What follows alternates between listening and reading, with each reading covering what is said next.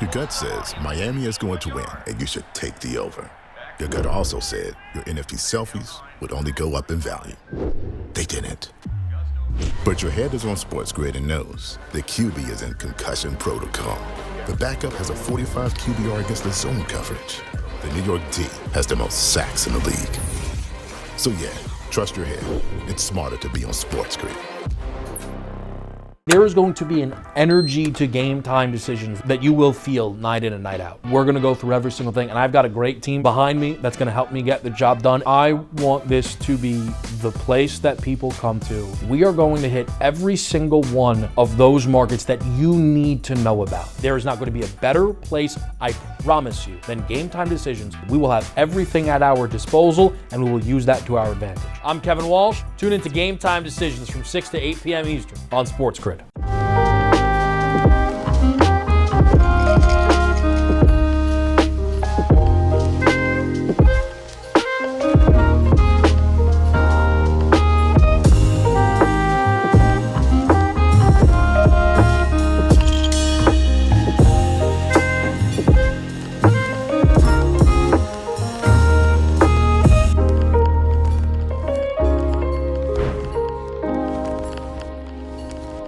The sharpest football contest show in the land, the Las Vegas Football Contest Show, focuses on Circus Sports Million, Circus Survivor, and the Westgate Super Contest, handicapping the games and releasing our contest picks every week of the season.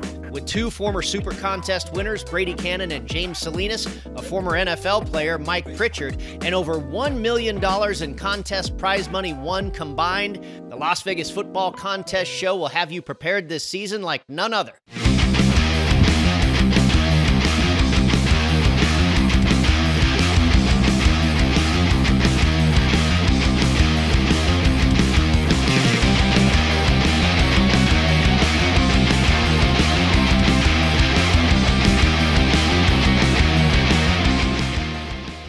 Welcome to an all-new episode of Bare Knuckle Fighting main event here on SportsGrid. I am Brian Ciano. Thank you so much for joining us as we take our weekly look at everything going on in the world of the Bare Knuckle Fighting Championships. And we are back in action with another card here for the BKFC. Took a brief little one-week hiatus there after we had some back-to-back action in cards. Now we get another one, this time a Prospect Series card up in Canada, the second time the BKFC will be there. We'll talk about that in just a second. But before we do, let's preview what we have coming up for the rest of the show.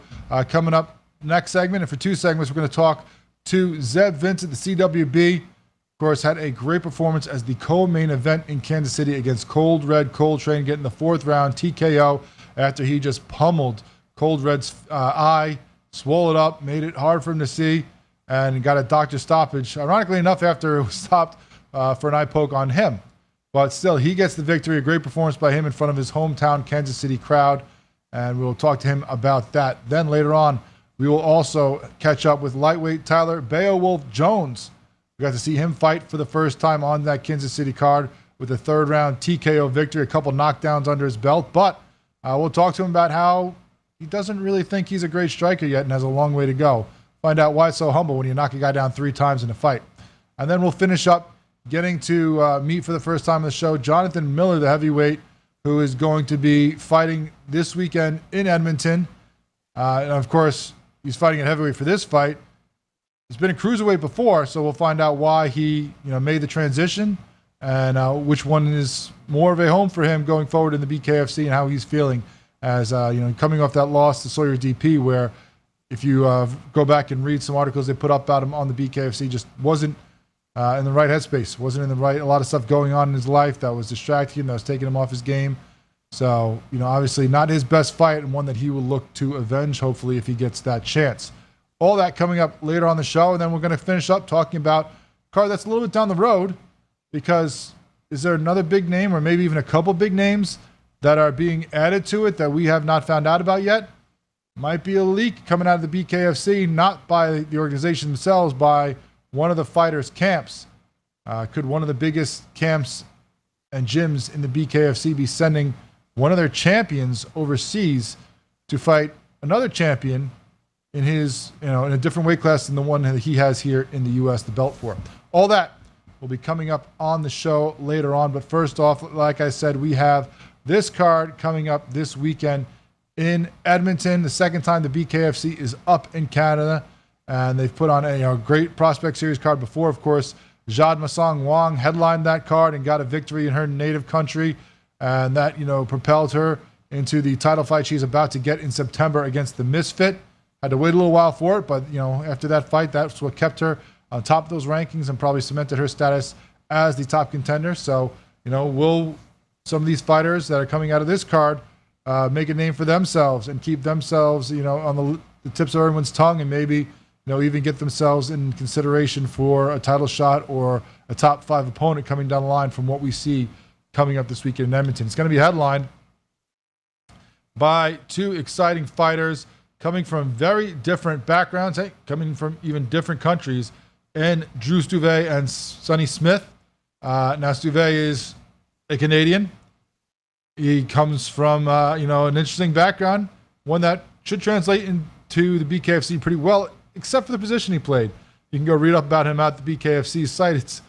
He was a hockey goalie. No, not an enforcer, not a guy that dropped the gloves and, threw a fist. He's the guy who had the bigger gloves, making the saves in net. Played hockey for a long time, and then after his career was over, transitioned into combat sports, like so many people do who are, just natural athletes and maybe play hockey, as an enforcer, or play football, or, or wrestlers who are, so many different natural progressions into fighting. There are a lot of those. Goalie's not usually one of them you see, but that has worked out for Drew Stuve, and, he has done a great job. His 71-second victory in his first fight for the BKFC, which was also the first card for the BKFC in Canada. He now gets to headline this one as he tries to put his hometown Edmonton on his back. Of course, he'll have the fans there, and he is looking forward to fighting in front of them at the River Cree, center there, where they will be putting on the fights. And he talked about how he's been there, to many events there, and boxing, MMA, all different kind of combat sports, all different sports in general, and that there was never a crowd like the one he saw when he fought the last time, those first fights they had for the BKFC. So he's looking to get people excited once again up in Edmonton by putting on a good show for the hometown fans. He's going to be going against Sonny Smith, a guy who made his own path into the BKFC from probably a very traditional way, is that he was a fighter in a different respect. He was, he was in the armed services of the UK. He was a combat veteran, for a long time there. Actually was doing a lot of training for them as well with special forces. So obviously hand-to-hand combat, a very big important part of their training, of their lifestyle, of knowing what to do if you're in that situation. And now he translated that into a career in combat sports. And now he's bringing it back over to Canada as he did the first time. This is his second fight with the BKFC, and he's looking forward to crossing that ocean again, coming in there and fighting, and hopefully getting another victory here in the BKFC, with big dreams of fighting in the U.S., in Vegas specifically, because as he says, that is the pinnacle of combat sports, and to him, there is no way we do not get the BKFC in Vegas at some point. But both these guys coming from different paths there to get to the River Cree Resort and fight each other. It should be a great fight. Looking forward to seeing these two guys doing battle, and there are so many others that are going to be looking to make a name for themselves as well on this card. You have lightweights who are looking to get themselves to 2-0 on that card between Hassan Al-Ghanimim and Ryan Skinny Ibsen. You have guys like Super Chad Lucanis, who we've talked to on this show, and Zach Pinnell colliding in a feature fight as well. That could be big for both those guys. With Lucanis 1-0, Pinnell 1-1. You have this heavyweight fight that we're going to be talking about later on with Jonathan Miller, 2-1 in the BKFC, looking to climb to 3-1. This would be his first fight at actually heavyweight. He fought at heavyweight against DP because of, I believe it was a missed weight situation, but traditionally a cruiserweight. We'll see if this is his new home at heavyweight when we talk to him later in the show. But you also have guys like Robert the Slim Reaper Desjardins. You got welterweight Matthew Skolanatunik. So there's plenty of great fights that are going to be going on at this card. Once again, a Prospect Series card for the BKFC. We'll see if this the beginning of other things to come, because of course the BKFC now has had their second card here, both in the same area. I don't know the regulatory restrictions in Canada right now, but in the Great North there, I don't know if there are other areas outside this, of course, River Cree Resort where they've fought in both these cards that would allow this. But I know there are fighters who are looking to expand it. We've had a number of fighters from Canada in the BKFC, including, as we said, Jean Masangwa making her name for herself on this last Prospect Series card. Is this a situation where we get wider and wider acceptance in Canada and more places willing to put it on because of putting on great cards like this? We will see. Maybe if Jean Masangwa can pull off the improbable upset and beat the Misfit, maybe she brings that title up north, and the next fight is a numbered card for the BKFC in Quebec or somewhere else in Canada. All that remains to be seen, but of course, baby steps to get to all that, and this is one of those baby steps here with the second Prospect Series card for the BKFC in Canada. There are rabid fight fans all over Canada, and of course, we will bring it again to the River Cree Resort there for the BKFC. Looking forward to this, as we said. A lot of great fighters on this, and when you get cards like this, you may not know all the names as well. A lot of these fighters with only one fight or two fights, or maybe many of them also making their debuts from tryouts and things that have been done up there with the BKFC, with guys like Chris Lights Out Lytle going and seeking out new talent. So may not be household names with the BKFC fans, but that sometimes means they're even hungrier. That sometimes means they're even more motivated to go on and put on great performances to try to make that name for themselves, to try to get on everybody's minds for a possible title consideration in another fight or two. So sometimes, as we saw with the first card up there in Canada, it is some of the most brutal, exciting, violent fights. A lot of finishes when you get guys like this looking to make a name for themselves. So we'll see if that happens again here. When we come back, though, let's talk to the CWB, Zeb Vincent, here on SportsGrid.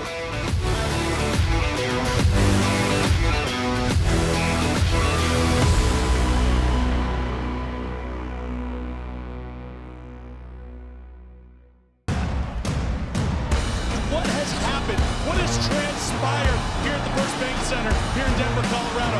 It wasn't just a big night of fights. It was a big night of memorable moments. Conor McGregor with us here in Denver, Colorado. Good left hand from Rockhold. Right hand, right back from Mike Perry. Now 3-0 in BKFC. Could I get a face-off with Conor McGregor, man?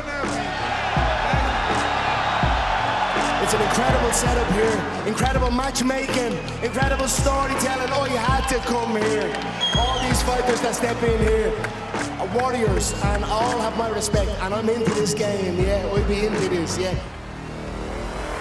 And we are live here in the Maverick Center here in Salt Lake City, Utah, folks. What a night. It is going to be historic indeed for BKFC 56. Whoever's the king of violence right here, this is going to be a great fight.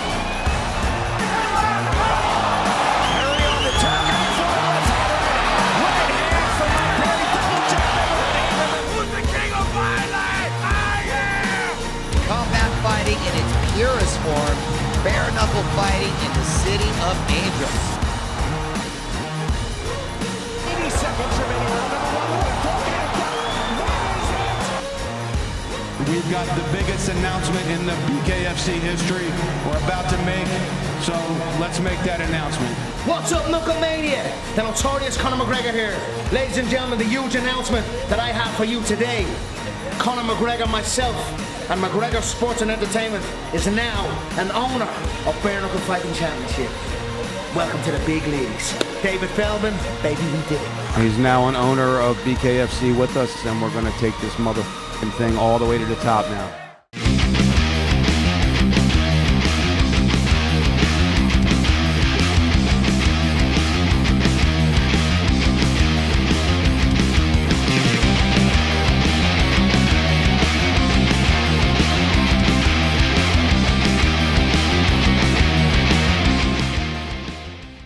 Welcome back to Bare Knuckle Fighting main event here on SportsGrid.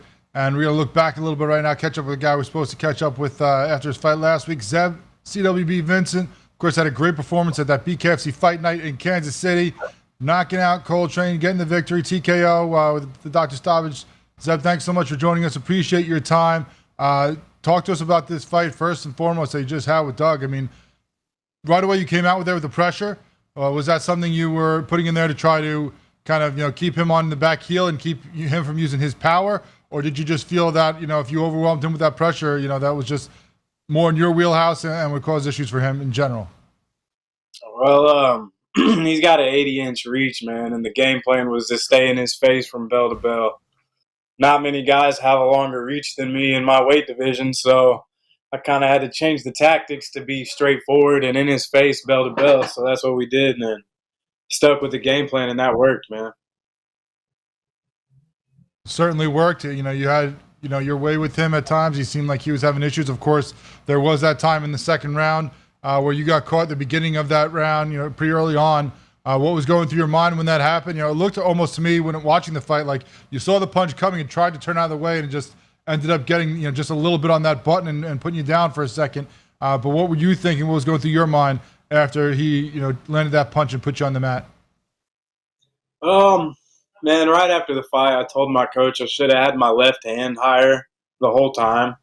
So when I'm rolling out of that, if my left hand would have been there, it really wouldn't have caused no damage like it did. And it didn't cause any damage. It was just kind of a flash, and it put me on my ass. It sure did. It landed, So the right hand he had, that too, was landing kind of more than I'd like it to. And my left hand was down a lot. And I'm my worst critic, man. And I know that's what I did wrong throughout that fight was drop my left hand a lot. But I got the heart and chin of a lion, man. And there ain't nobody in this business that can put me out. They can't put me out. And no matter what they do, they'll not be able to put me out. And I'll always be able to get back up and fight through perseverance, man. I knew I was going to have to really show true adversity in this fight because Doug's a good fighter. He's not no bum. He's the number 2 ranked guy he was the number 2 ranked guy in the promotion for a reason. You know what I mean?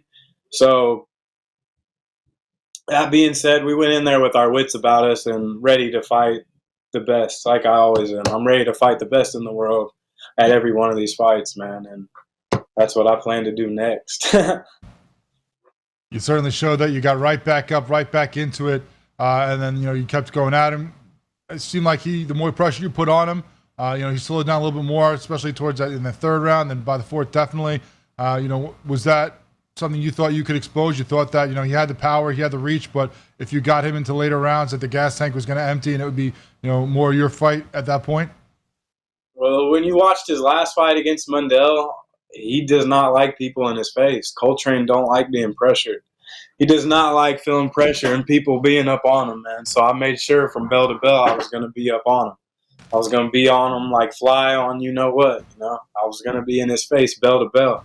And I made sure of that, man. The cardio, of course, was a factor. I could tell. He was gassed out by the start of the third. He was gassing. So I'll give that second round to him, man. He can have that second round. But other than that, he got dog walked all over that ring, man. I was piecing him up and in his face. He did not like it. Yeah, obviously he gets the second round because of the knockdown, unless you had gotten one yourself. But I thought the rest of the round you were controlling it, and you even had that eye swell up on him in that round.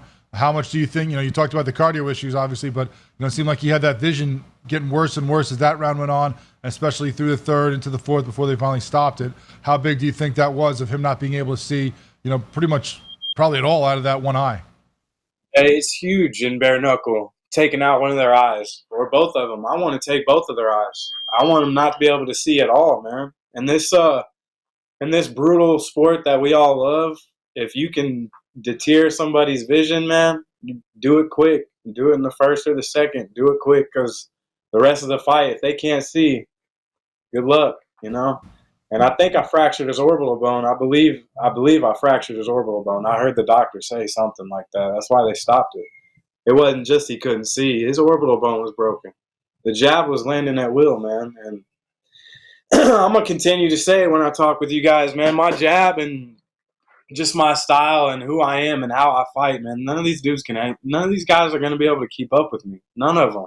Mundell, Perry, any big names they have, I will fight them and beat them.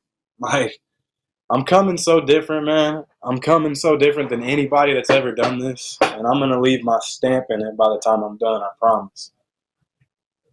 We talked about the bone, the checking of the eye. Obviously, that was the thing that ended. It's weird because the situation, the way it developed, of course, they checked him before that fourth round. They cleared him to keep going, and then it was actually him poking you in the eye that stops the fight there. And while you're recovering, they decide to check him again, and that's where the doctor waves it off. Usually when when you have a situation with someone, they're stopping you for someone getting poked in the eye, they're checking that guy, but because of how much you damaged him, how swollen the eye got, and they checked him, and that ends up being where the fight gets stopped. Yeah, he was every time I was landing a volume, closing distance, he would push me away, and we all know that's illegal in the squared circle. Pushing somebody or doing anything like this is illegal in the squared circle. They talk about it every safety meeting. If you're throwing, it should be like this, right? Your hand shouldn't be here. So as he's pushing me away, I wasn't letting him push me. I was putting my face into it, so his finger went right into my eye. And of course, I'm gonna grab it. I had a little scratch or something, but I told the doc I was good. He needs to be checked on. I'm good. I wanted the fight to keep going. Well, they certainly did check on him, and that ends up being the thing that finishes him off. When they see the eye, see he can no longer continue. You get the victory, in front of that great Kansas City crowd. And, we want to talk about that a little bit more when we come back with you. We're going to take a short break, and when we come back, we want to talk about what the crowd was like there for you, because I know you had a lot of people in attendance backing you up. We want to talk about, what it was like fighting in Kansas City in the state, because I know, it didn't end up being a factor for you in the end, but the open scoring system, different fighters have different opinions on that. And then we'll even hit on, as you mentioned, guys like Mundell and Perry, and who else may be on the hit list for you coming down the line here with the BKFC. We were talking to Zeb Vincent, CWB, here on Bare Knuckle Fighting Main Event. We'll be right back and continue talking to him on SportsGrid after this.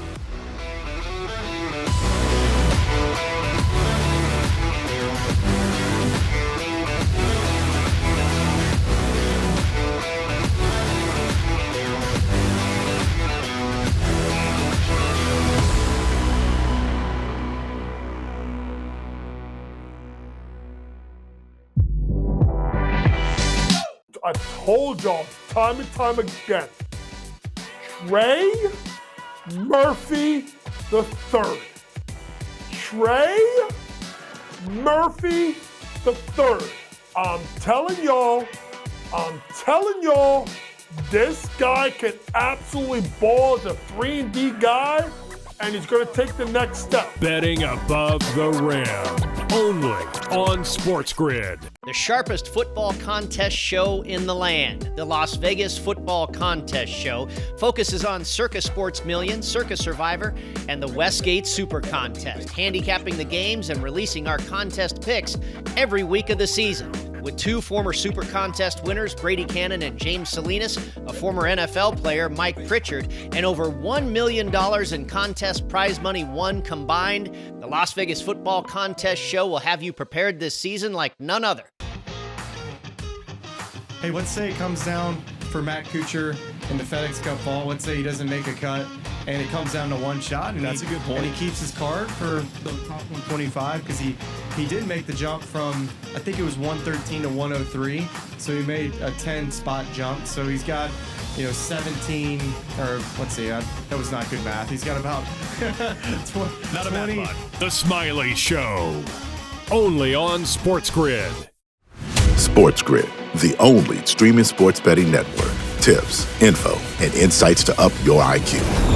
It's smarter to be on SportsGrid. New to the Live Golf Plus app.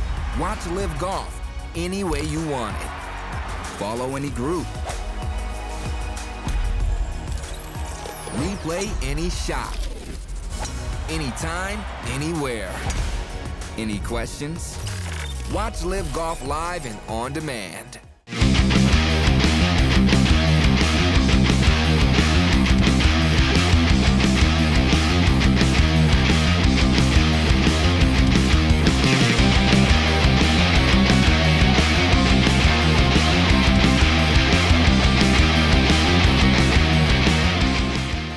We're back, continuing to talk with the CWB. Zeb Vincent here on Bare Knuckle Fighting Main Event here on Sports. Just coming off that win over Doug Coltrane at BKFC Fight Night, Kansas City. Now, Zeb, we're going to get to the crowd and fighting in front of your hometown in a second, but, you talked before about Coltrane being number 2 in those rankings before that fight. Now he's dropped down to number 5, but do you feel like you're getting disrespected that you didn't get enough love to jump into that top 5 after beating a guy that's, just came off a title shot, was number 2, and somehow they don't propel you into that top 5 off that win?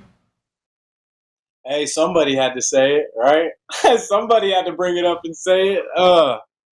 Look, man, I've been counted out and disrespected and betted against since the very first one, you know? Since my very first fight ever, I've been counted out against. So I seen, you know how many people hit me up, hey, man, why aren't you on these rankings? What is up with this? Da-da-da-da-da. I said, I don't care. I don't care. I really don't, man, because what I care about is the title. What I care about is that belt. What I care about is being champion. What I care about is that paycheck, you know? What I care about is making a living.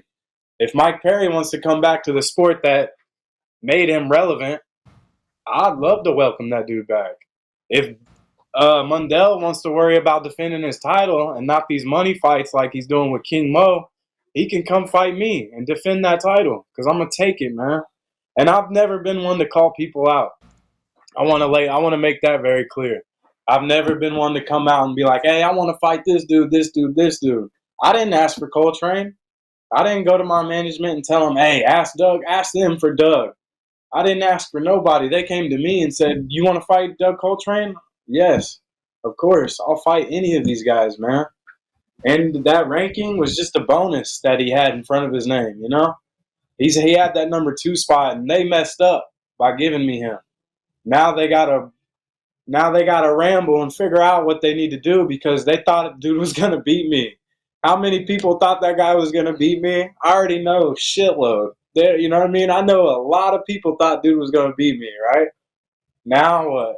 Now what? Oh, Zev won. Now we got to figure out who he's fighting next, huh? Well, you gave me a guy with a number 2. So do you expect me to fight a guy that's ranked below him? I don't care if he's ranked above him now. I beat him.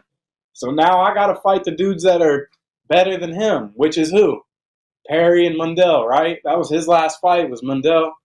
I just beat him. So let's go, BKFC. Let's go, Connor. Let's go, Mr. Feldman. Let's go, Mr. Nate Shook. You guys know what fight to make. They know who to call. They know what to do, man. And the time is to give me my strap or Mike Perry's strap. I'll take that belt too. I don't care. You know, it don't matter to me, man. I'm here to be the best and beat the best. And that's who these guys are that they're putting in front of me. They chose to put number 2 in front of me. I beat them. So now it's on to the next, man. We only look forward. We don't look backwards. And you know what I'm looking forward to. I brought it up, and it's known, man. And like I said, I don't call people out. But they gave me number 2. You know? It is what it is. Well, I can tell you, there's a bunch of people obviously not betting against you at that fight because, you know, the hometown guy, the Kansas City crowd was obviously behind you, giving you a lot of love. You had a lot of your, your family, your teammates, everybody there supporting you. We saw the pictures on social media. People go check that out if they want to see that. But, you know, you mentioned that there. You talked about Mundell. You called him out already. I mean, not only does he have this fight against King Mo, as we're going to talk about later in the show, his management's potent that he's fighting in October, too, against Danny Christie. So, you know, another light heavyweight fight there possibly. So he might be tied up for a while. We don't know what the situation is with Mike Perry. Is there anybody else? You know, you just said you don't want anybody below that. But if it's sitting around waiting to find out what the heck's going on with those guys or, getting a fight and staying active, what's the preference for you? Mundell or Mike Perry. That's if they ask me names and who I want to fight, those are the 2 dudes I want to fight. I'll fight both of them. Those are the 2 guys I want to fight, man. I don't want nobody else. They chose to give me number 2. They chose to give me the guy that Mundell last fought. Come on, man. It's simple math, you know? It's simple math. I don't have to explain it. They know. They know. Well, we'll see what comes of that next. Hopefully we see you in there against one of them. Obviously, as we said, Mundell a little bit tied up. We don't know what's going on with Mike Perry after that boxing match he just took. I know he said he wants to take some time off, but hopefully we can get him in there with you and entice him to make that kind of fight going on. We want to see the CW back in there. Zev Vincent, thank you so much for joining us. Congratulations on a great performance in front of your hometown fans against Cold Red Coltrane. Appreciate you guys. Thank you, man.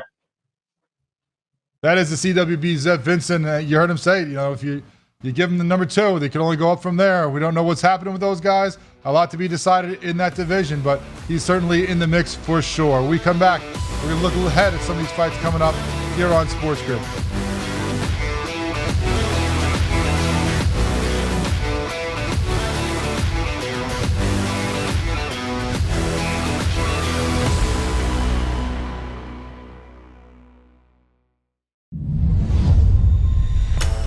What a chance it is for Adam Paxton and Victor Tingstrom to pick up their first weekly titles. Adam Paxton, well, it's been the dream debut so far for him. For Victor Tingstrom, he'll feel like this is a moment a little while coming. A place in the final up for grabs for one. You can do it. Make that double 18 away for a place in the final.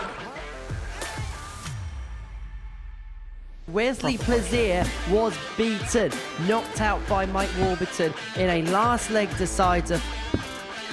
That is what they are playing for. They are playing for the trophy. They are playing for the big prize pot, and they are playing for a place in the £25,000 Champions Week. 97. There is a point you feel that reality will surely kick in for Adam Paxton, who's here on debut, who watches the Super Series almost every single week. He was happy just to be playing in a group. This could be the leg that we talk about at the end of the night as being the one that changed the final, because Adam Paxton has just gone cold at the moment.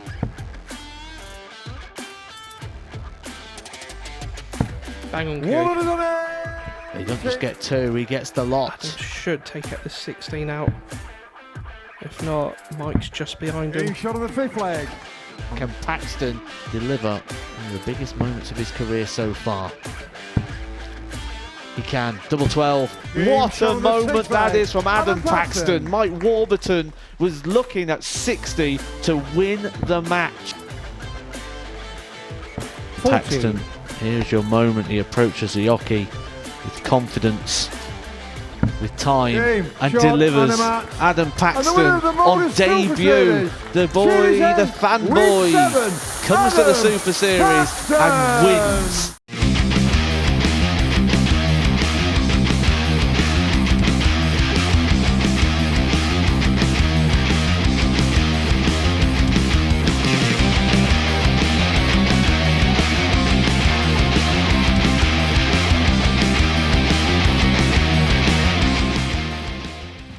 Welcome back to the Bare Knuckle Fighting main event here on SportsGrid. I'm Brian Ciano. We continue. I know I said just before we went to break, we're going to look forward, but you know what? There's still some great performances we have to check out coming out of that Kansas City fight card. And one of those was, of course, Tyler Beowulf Jones, who made his debut with a great performance against Ira Johnson there in Kansas City. And we're going to bring him on, get to know him right now. Tyler, thanks so much for joining us. Congratulations on winning your BKFC debut. Outside of just the fight itself, what was it like for you making your debut with the organization? What was it like with the fans, with the changing and going to no gloves and the fighting style? What was all that transition like for you in your first fight? Honestly, it was just about everything I expected. I got the opportunity to go and make my bare knuckle debut a few months back in a different organization, so I already had the feel of getting in there and doing it. I knew I needed to be here. And I knew I needed to get here and make a name for myself, because I am going to be a world champion one day. Yeah, it was a great performance by you. 3 knockdowns before you eventually get the third round TKO. Was there anything in the first fight that was a little different than you expected? You said you made, obviously, that you had a little experience beforehand coming into the BKFC, so I'm sure that helps out immensely. But anything that threw you that was a little different than what you thought before you got in the squared circle? Or obviously from the results, it seems like it went exactly to plan for you. It did go to plan. I knew Ira was a boxer coming into this, and I knew it was going to be a tough fight because I'm not traditionally a boxer. I come from a mixed martial arts background. And, I knew you can go back and watch the fight. I told Chris and I told Sean, I told them that after 2 rounds, if he doesn't put me out, I was going to beat him. And it was just how it was going to be. I knew my pressure, it's going to be bad for anybody. It's going to be bad for anybody in this game. I'm made for bare knuckle, and I knew it from the start. I've known since about 2018. I just haven't been putting it together, and I haven't been working. I just started, and now I'm here to make a name for myself. Yeah, you talked about in the interview I saw you do with the BKFC on their app and their website that you feel like you're only about 1% as a striker. That you think you have a long way to go. I mean, plenty of people come in and say that maybe they're not polished, or obviously coming from like you, where they came from MMA, where you have to do so many different disciplines. Not focusing on just the striking and then the boxing aspect of it. You might feel like you have some leaps and bounds to grow, but I mean, a guy who's been fighting as long as you have, only feeling like you're at 1%. Why do you think you're so far, removed from where you need to be when you had such a great victory with the TKO there in 3 knockdowns? I pride myself in being a humble man, and to know that I will always be a student, not just in this game, but in life. So no matter how great I get, no matter who I become in this, and even if I am the world champion one day, which I plan on doing everything in my power to be one day, I will still be at 1%. I'm always going to be improving, and I'm always going to look to be better. I have to grow to be better, and I have to always evolve. That's what we have to do to be better as men. And you've had a sense of career. You've had over a decade in combat sports when you first started with your amateur career. I'm sure training, of course, even before that. 20 pro fights before you even got into the BKFC, or I'm sorry, with the BKFC fights. Now it's 20 fights from my count. What's it been like for you as you've grown over these years? Obviously, you've still stayed humble, as you said there. You haven't gotten a big head from what you've done and what you've accomplished. So, what's been the big thing for you over these last 10 years, and what was it that propelled you to say, you know what? Let's try, bare knuckle fighting now. Let's take off the gloves and, go completely, fist to face there. If you go and look at my background in MMA and you go and look at my fights, you'll see a big gap where I had a lost streak going, and I made a lot of mistakes during that time. I fought at heavyweight, light heavyweight, middleweight. I'm a 55er. I've always been a 55er, but I was just lazy. I was doing a lot of things wrong in my life. I was an alcoholic. I was doing drugs. I was doing everything wrong in my life. But I enjoyed fighting, so I would just sign up and I would still go take these fights. And I don't know, these last few years, I got right with God and I got right with a lot of things in my life and trying to work on being the man I need to be, not just in there, but just the man I need to be. And I knew if I put it all together and I just started being disciplined and a good man, that I would turn around and do something great in this sport. And bare knuckle opened up right at the perfect time because I was in the time trying to become a better person. This new sport came along with these new opportunities, and here I am right off the rip getting to make a name for myself. And they put me pretty high on that card, and I'm honored to be where I was on it. And I plan on doing greater and bigger things, and I'll take on anyone and anything they want to put in front of me because I'm going to get that belt. I've heard guys, come in and maybe not be in the right weight class for them, maybe drop down a little bit, 20, maybe even 30, from heavyweight to lightweight. That might be the biggest drop I have ever heard of. That is insane, but we're glad to see that you are, coming in here at your best, your best shape, your best form, and looking to get even better every day. And congratulations on what fighting and, your faith has done to help you get through those struggles. How important is your fight career in all that? I mean, obviously, like you said, you're still fighting and doing things as you were going through your problems, but it seems like that could be when you get that focus and that discipline that you have now in your career, it must be a huge difference in your life as well. Absolutely is. Putting myself into this and treating this more like a professional, and not just in here, but my whole life I had to make it all be more professional. I had to get rid of toxic things. I had to get rid of toxic people. I had to get rid of everything in my life that would make me better as a man and a fighter. And it's been a lot. It's been a lot to get here. And I know I'm ready for whatever comes forward. I know I am. Well, you talked about wanting to be a champion, and I saw, interview you talked about that, when unfortunately, when we die, whatever you left behind is just your memory. So how important it is for you to be a world champion, to have that lasting positive image of you left behind, as which makes even more sense now when we talk to you and find out about the struggles you went through before that. I'm sure there were plenty of negative images and people might have had while you were dealing with that, and to show the turnaround and to show, to reach that highest heights, I'm sure puts it even higher on your list than it might have been without going through those dark times. Looking back in my history, I've never seen anybody in my family do anything great. I want to be that one that does something great. I've always wanted that, and I know for a fact I can do it, and this is where I can do it. This is my time to finally chase it and do it. I'm going to be a world champion because that does mean everything to me.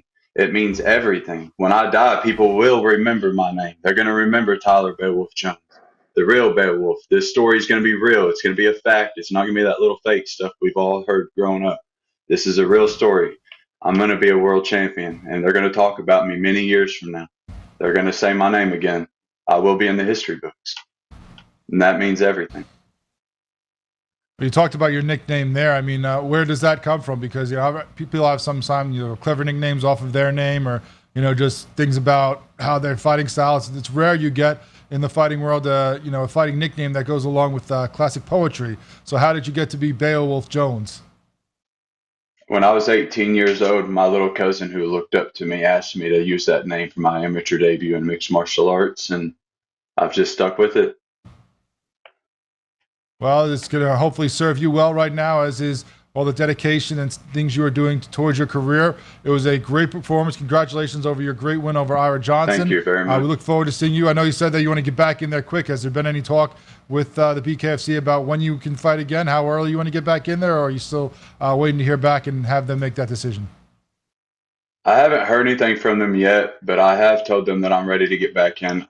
My hands are good. My face is good.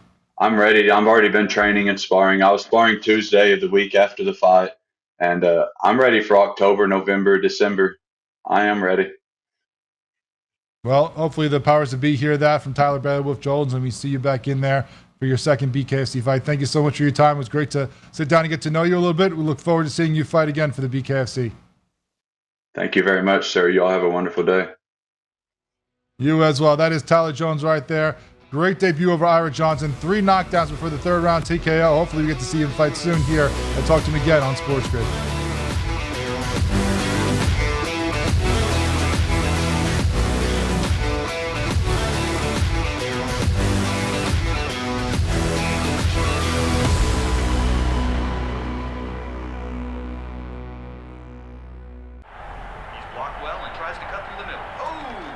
Your gut says Miami is going to win, and you should take the over. Your gut also said your NFT selfies would only go up in value. They didn't. But your head is on SportsGrid and knows the QB is in concussion protocol. The backup has a 45 QBR against the zone coverage. The New York D has the most sacks in the league. So yeah, trust your head. It's smarter to be on SportsGrid. There is going to be an energy to game time decisions that you will feel night in and night out. We're going to go through every single thing, and I've got a great team behind me that's going to help me get the job done. I want this to be the place that people come to. We are going to hit every single one of those markets that you need to know about. There is not going to be a better place, I promise you, than Game Time Decisions. We will have everything at our disposal, and we will use that to our advantage. I'm Kevin Walsh. Tune into Game Time Decisions from 6 to 8 p.m. Eastern on SportsGrid.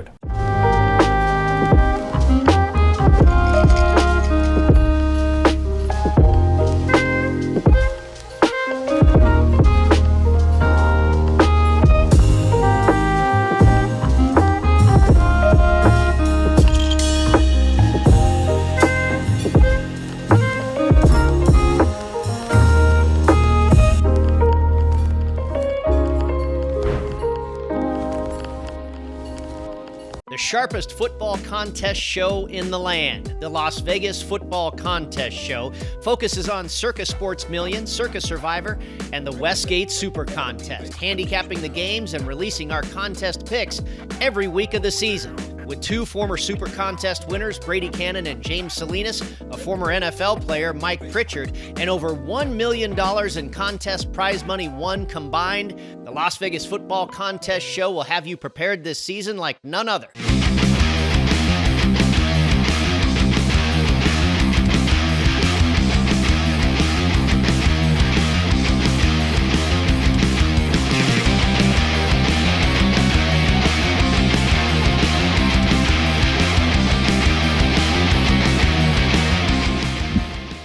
Welcome back to Bare Knuckle Fighting main event here on Sports. It was great to keep looking back at those great fights we saw at Kansas City for the fight night, but we got a card coming up this weekend, and we got to get into it when the guys involved here. Jonathan Miller is going to be joining us right now, of course, going up to Edmonton to try to get back on the winning streak here in the heavyweight fight that he is going to go against Kotak.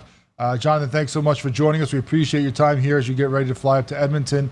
What has the preparation been like for you? How are you feeling as you close out camp here and head up north to Canada?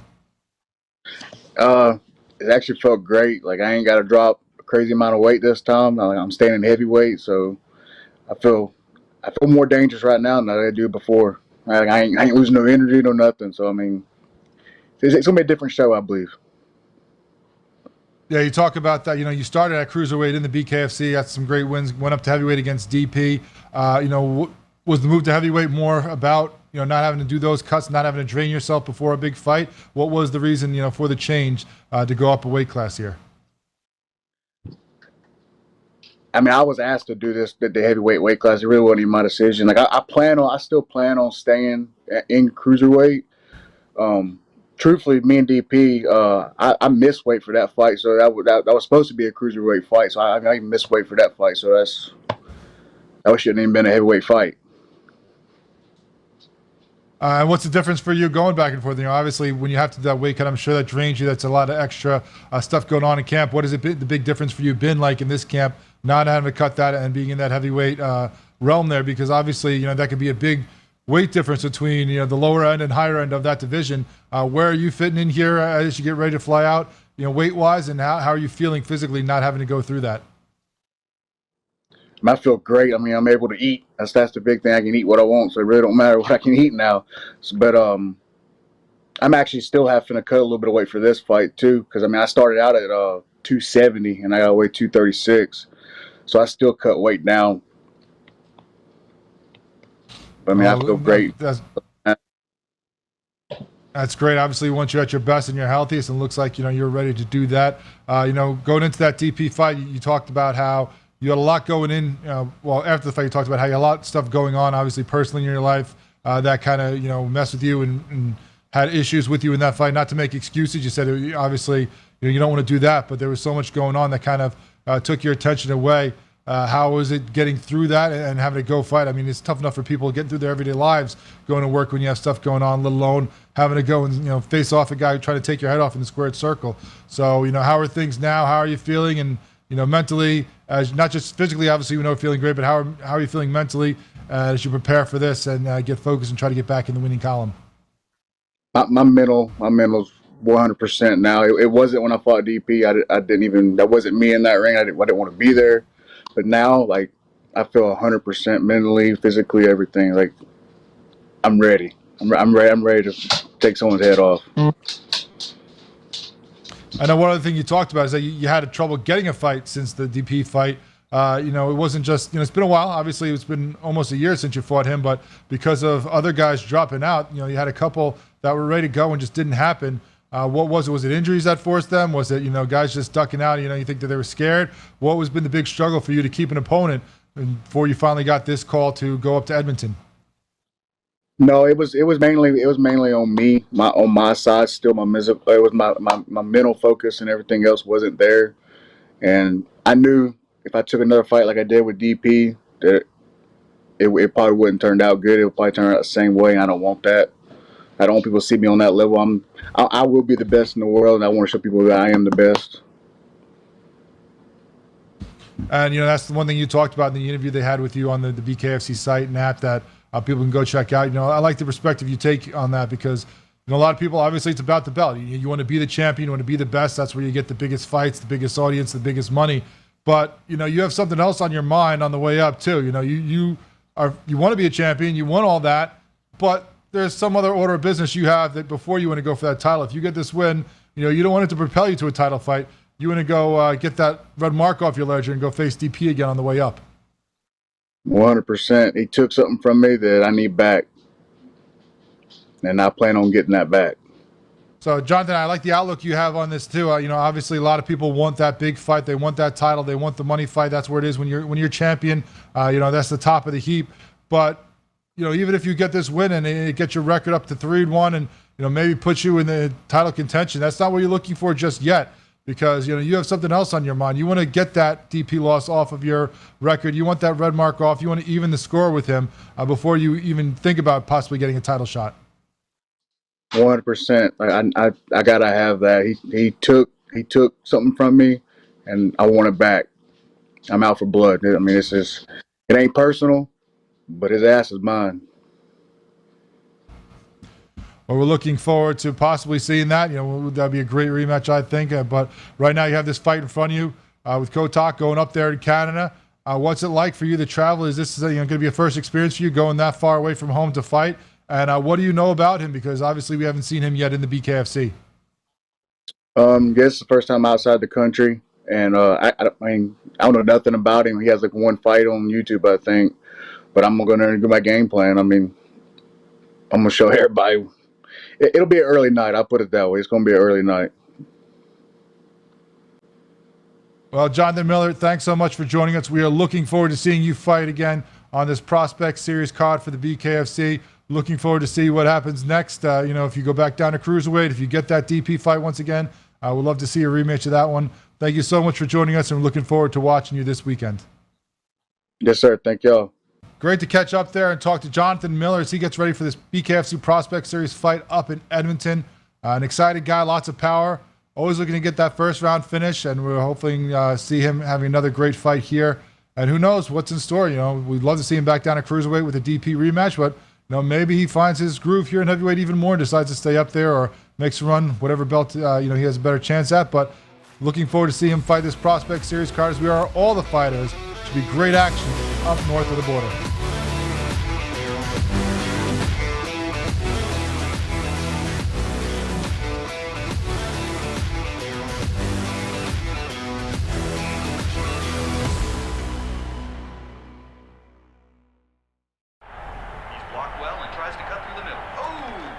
Your gut says Miami is going to win, and you should take the over. Your gut also said your NFT selfies would only go up in value. They didn't. But your head is on SportsGrid and knows the QB is in concussion protocol. The backup has a 45 QBR against the zone coverage. The New York D has the most sacks in the league. So yeah, trust your head. It's smarter to be on SportsGrid. What has happened? What has transpired here at the First Bank Center here in Denver, Colorado? It wasn't just a big night of fights. It was a big night of memorable moments. Conor McGregor with us here in Denver, Colorado. Good left hand from Rockhold. Right hand right back from Mike Perry. Now 3-0 in BKFC. Could I get a face-off with Conor McGregor, man? It's an incredible setup here, incredible matchmaking, incredible storytelling. Oh, you had to come here. All these fighters that step in here are warriors, and all have my respect. And I'm into this game, yeah. We'll be into this, yeah. And we are live here in the Maverick Center here in Salt Lake City, Utah, folks. What a night.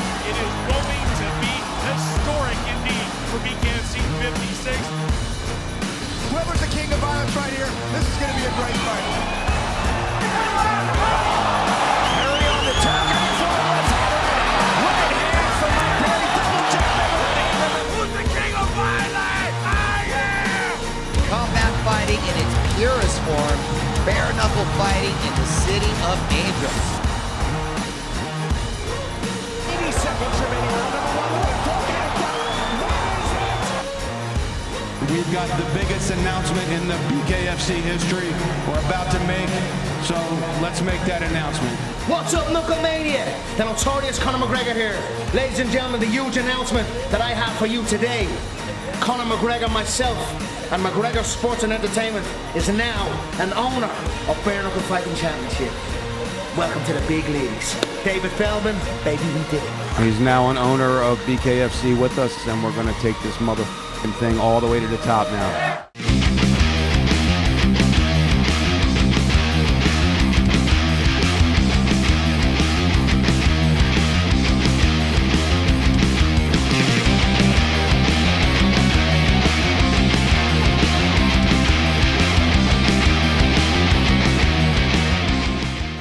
Welcome back to Bare Knuckle Fighting Main Event, and we should wrap up another episode here on SportsGrid. Thank you so much for taking the time out to hang out with us and talk about everything going on in the world of the Bare Knuckle Fighting Championships. Looking forward once again to this card coming up this weekend. Always great whenever we get action.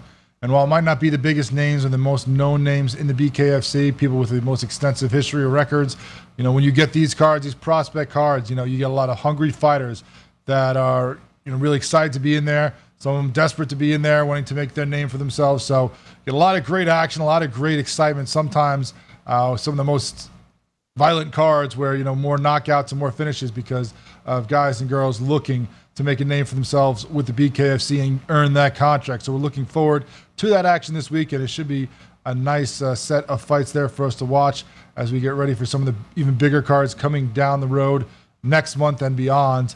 And one of those cards that are coming up in a couple months is October 12th. Obviously, we know down in Spain. Well, not down in Spain, but out in Spain. Marbella going to be fighting in a bullfighting ring. That is going to be an awesome card. We know how stacked that is. But did it apparently get even more stacked? Now, the BKFC is always big, of course, on not letting fights be leaked by fighters and by camps before they release it. We were supposed to get, I thought, a bigger release of the fights in Spain last week, according to Dave Feldman, when he was on with Brian Sosha. We got about one more fight that was officially put out on their social media, but there might be more coming, and one of them might involve a guy who's fighting a month before, as we saw from the camp of Shift MMA. Some of the main guys in Shift MMA putting out a message there about how Shift is going to Spain, and you see the card there that they put right next to of course, their great stacked list of fighters there with the two champions in Redneck Mundell and Jared Warren. Of course, you have Borga. You have, Pittman. You have, so many great fighters in that camp. Look at that name list there. I'm sorry, is that Dave Mundell versus Danny Christie? Yes, Dave Mundell, who's there with that strap. Dave Mundell, who's fighting against King Mo in Florida on September 13th, is apparently also going to be fighting October 12th in Spain. That would be very interesting to see. Obviously, we have not gotten any information from the BKC themselves saying that either he was taking off the fight in September. Obviously, if you go on the BKFC site, which I am right now, they still have that poster with his face on it right next to King Mo's.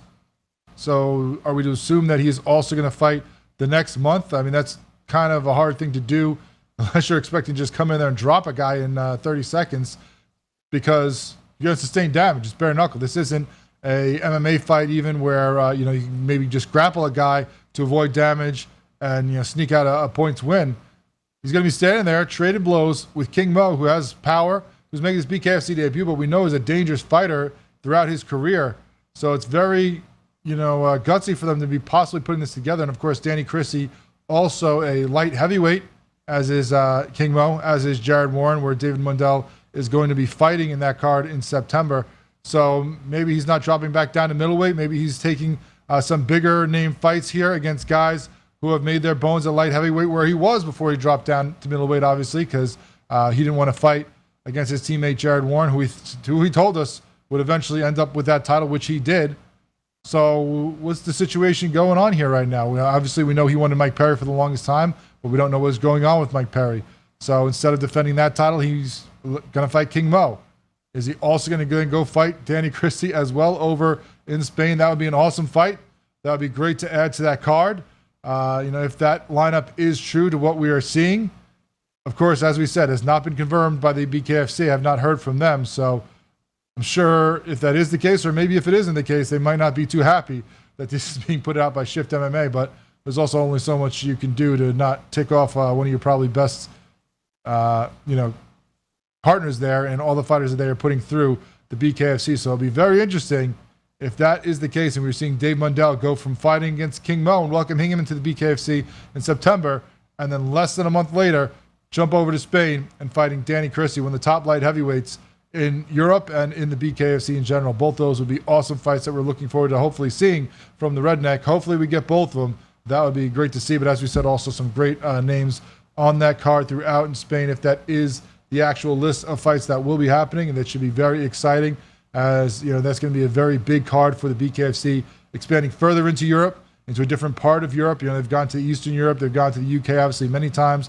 The Spain market would be a big one, and getting to other areas like Portugal, France, all over the continent there. This could be a big one, and putting a guy like Mundell on that again against Danny Christie would be awesome to see. Hopefully we can see that. But when we come back next week, we'll recap everything we saw up there at the Prospect Series in Canada and look forward to what's coming down the line in Salt Lake City here on SportsGrid. Thank you so much for joining us. Talk to you then.